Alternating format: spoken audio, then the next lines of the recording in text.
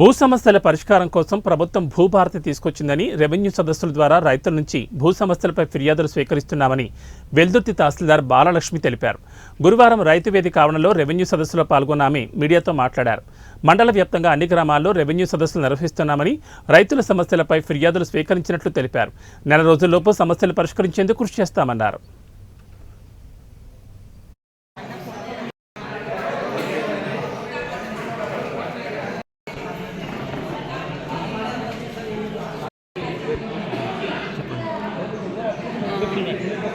మన తెలంగాణ రాష్ట్ర ప్రభుత్వం ప్రతిష్టాత్మకంగా మొదలుపెట్టిన ఏదైతే భూభారతి కార్యక్రమం ఉందో అది మన మండలం 16 గ్రామ పంచాయతీలలో 22 జీపీలకు సంబంధించి 16 గ్రామ పంచాయతీలలో భూభారతి కార్యక్రమాన్ని మేము నిర్వహిస్తున్నాము. మార్నింగ్ 9 గంటల నుండి రాత్రి 9 గంటల వరకు మేము అప్లికేషన్లను రిసీవ్ చేసుకుంటున్నాము.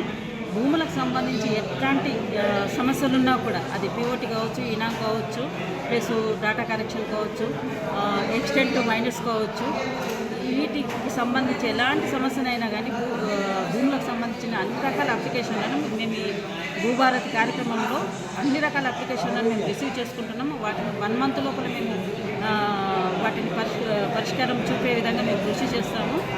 అదేవిధంగా ఇప్పుడు ఈ భూభారతిలో ఏదైతే ఈ గ్రామ సభలు నిర్వహిస్తున్నామో దాంట్లో ఎవరన్నా అప్లికేషన్లు ఇచ్చుకోలేని పరిస్థితిలో ఉంటే ఇదే మొదటిది కాదు, ఇదే చివరిది కాదు. వాళ్ళు హమేషా ఏ టైంలో కూడా ఆఫీస్కి వచ్చేసేసి మా తహసీల్దార్ కార్యాలయంలో వాళ్ళకి సంబంధించిన అప్లికేషన్లు ఎప్పుడు ఇవ్వచ్చు.